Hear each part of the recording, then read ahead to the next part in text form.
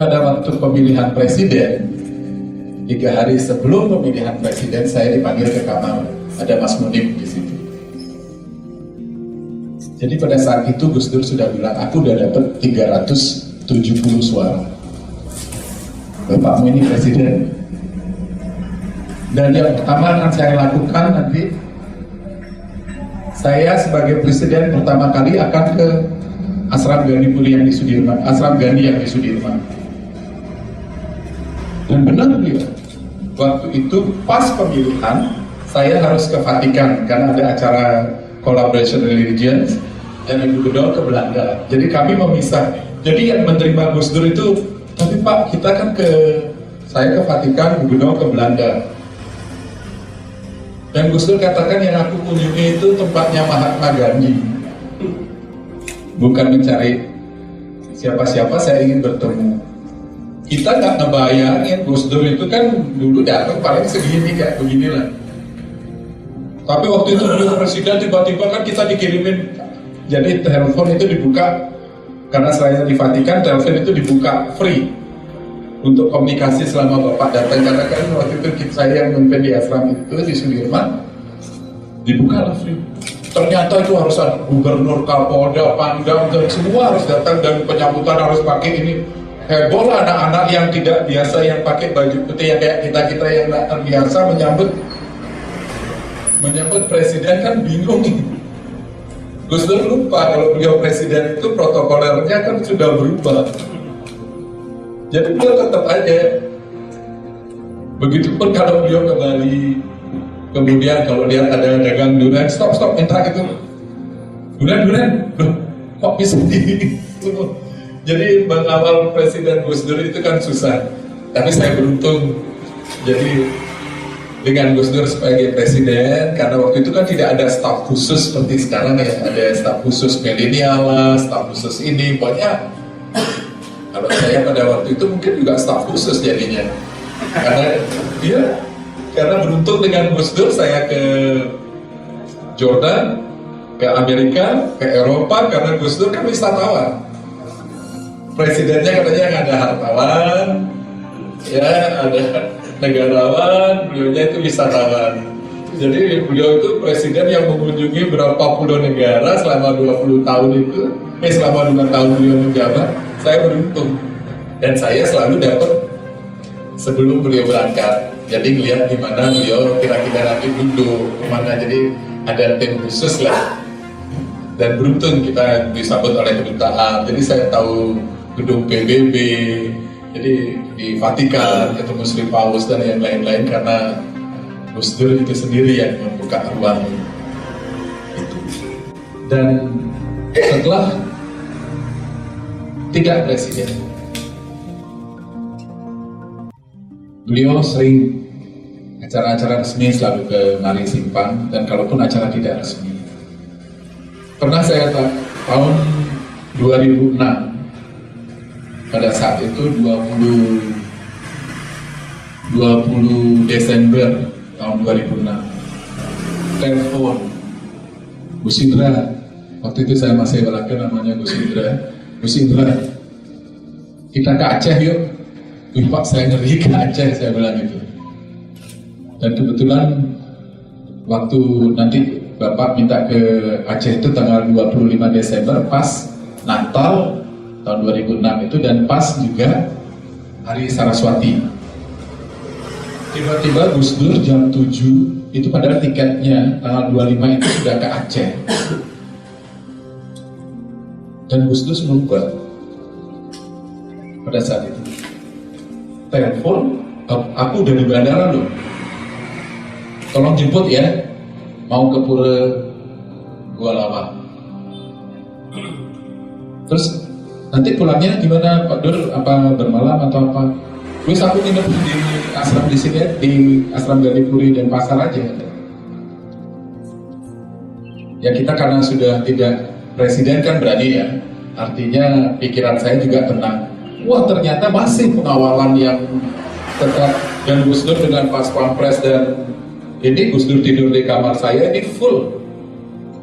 Teman-teman Pas Pampres, dokter, waktu itu Gus Dur kan sakit perutnya, malamnya itu Tapi malamnya itu Gus Dur meditasi itu, beliau dapat keris, duduk di gua lawah itu, beliau dapat keris di tangannya yang dipegang sama beliau, dan beliau kita ke pantainya seperti angin, pas gitu dipegang langsung sama beliau tongkat, dan tongkatnya itu hitam. Banyak orang yang bilang nggak saya saja, tapi kerisnya saya nggak tahu di mana, di bawah bapak. Yang jelas tongkatnya kita simpan. Nah, 25 Desember 2006 malam itu, Gus Dur kan nginep di sini. Semalaman dia bilang, dengan ada dokter, ada apa, padahal dia itu mencret, sakit perut kerasnya, diare berat itu. Tapi berangkat ke kamar lagi, langsung keluar, pokoknya bingung gitu. Aku lihat Aceh ini banyak sekali, ada sesuatu yang ini, kok ada air besar, ada air bah gitu, dan banyak yang meninggal. Oh, mudah-mudahan gak terjadi apa-apa. Kita kan berdoa gitu. Beliau gak bisa tidur sampai jam 3 dini hari. Terus bangun lagi keluar, karena kita semua kan tiduran nunggu bapak kan di sini. Bapak saja yang di dalam sama saya, sama Sulaiman yang di dalam, karena bapak diantarin ke kamar mandi kan. Jadi pada saat itulah yang menjadi paling berkesan bagi kita. 2006 dini hari pagi itu baru Gus Dur tiba-tiba minta kontak TV, kan ada TV di kamar. Benarlah itu tsunami di Aceh. Nangis bapak di kamar. Jadi ya kita melihat, mungkin ini kita orang dekat-dekat beliau, kita tahu bagaimana pemikiran beliau jauh ke depan. Dan tesum ini lagi yang paling mengesankan bagi saya itu Agustus 2004 dengan beliau. Waktu itu beliau kan ada konflik batin dengan Bu Mega kan, lama tidak berbicara. Jadi saya ke kantor PBNU yang di Keramat, bapak kan bawa kan ruangannya aja. Akhirnya saya terobos, saya minta sama Cak Yumin, ada orang, ada Cak Ipul, ada banyak orang di situ. Saya bilang, minta maaf, saya mau komunikasi pribadi sama bapak. Jadi saya ke dalam bisa sendiri.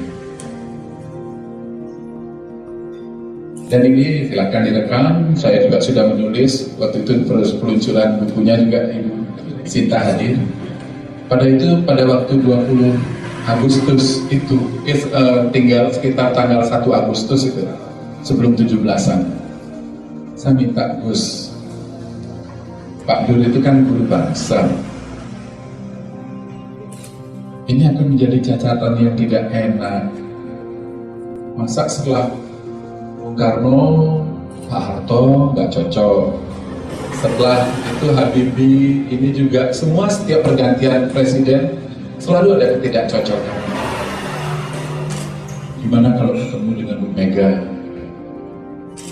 Waktu itu saya main mata sebenarnya sama Bang Franky, saya dua.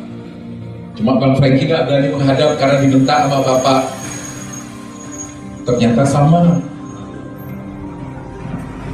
Saya dibentak sama bapak juga. Apa mau kamu? Belum pernah loh bapak bilang kamu ke saya.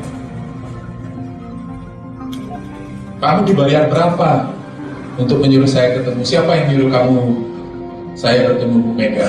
Waktu itu beliau lagi emosi. Keluar kamu, bilang itu sama bapak. Wih, gimana perasaan sakit gitu ya? Waktu itu sebenarnya. Padahal saya keinginannya murni, nggak ada kepentingan apa-apa. Saya keluar, kemudian bapak, saya pamit. Jadi cium tangannya nggak mau. Kalau biasanya bapak dicium tangannya, kita cium biasanya bapak mau. Kadang-kadang bapak tarik tangannya kan, kadang-kadang mau.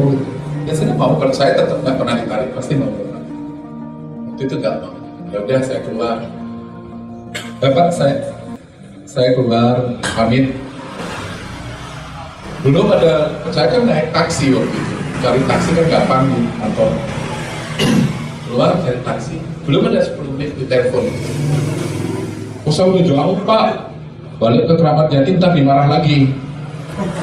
Ya kan saya bilang begitu, untuk apa lagi ke kantor kalau saya dimarah lagi, saya udah cukup kena marah, nggak usah lah Pak. Terus kamu kesini sekarang, terus saya naik taksi Pak, ya nanti aku bayar ininya, taksinya. Ya saya bilang, ya Pak kalau nanti bayar gitu aja, santai. Bukan berarti pada waktu itu mau dibayar, karena saya berkepentingan pasti ada sesuatu mungkin Bapak pikirkan. Dan iya benar.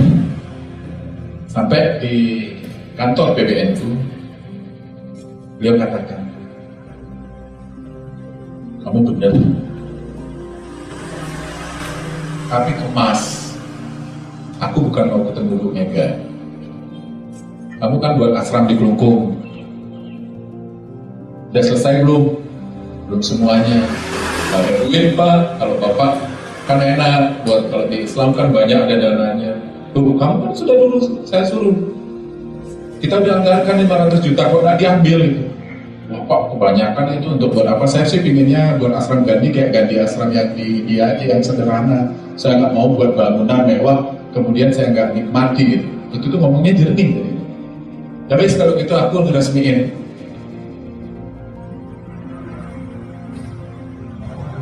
Pak, iya sekali ya nanti biar ketemu Bu Mega yang kamu cita-cita, yang kamu tadi minta itu tanggal 20 Agustus tanggalnya, siapin.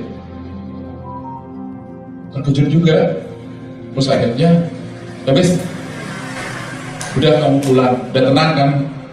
Tapi bener ini Pak, kalau dengan Gus Dur kan kita tahu, Bapak-bapak kan tahu sendiri kalau Gus Dur itu kalau belum naik pesawat jangan percaya kan? Orang udah nyiapin acara bisa nggak berangkat beliau. Jadi menentu tahu semua, jadi jangan. Jadi beliau itu saya selalu hati-hati. Tapi kita nggak pernah dibohongin sama Bapak. Bapak selalu hadir, tidak pernah tidak hadir di acara kita. Apapun yang kita minta, di Kuta ada acara mau, ini ada acara mau, tidak pernah beliau. Jadi persis tanggal 20 Agustus waktu itu saya ingat bupatinya Pak Chandra.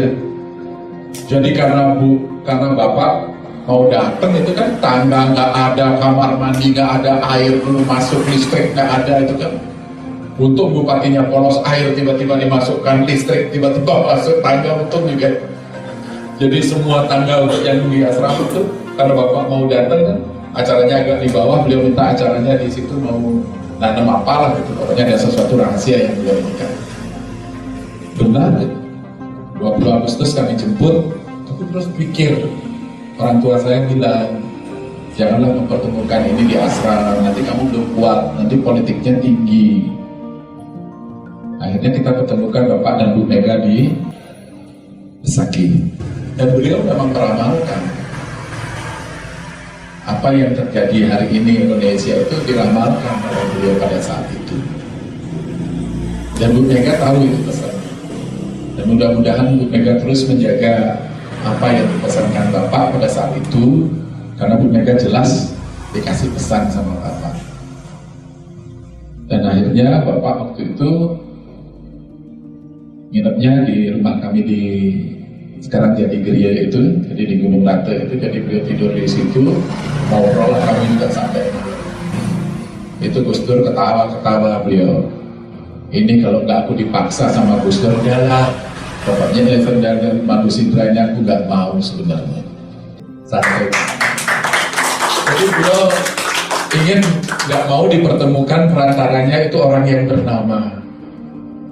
Jadi orang kecil, jadi bisa mempertemukan Gus Dur dengan Bu Mega. Bersyukurlah Bu Mega juga akhirnya menjadi presiden yang cukup hormat dengan Gus Dur sampai akhir hayat.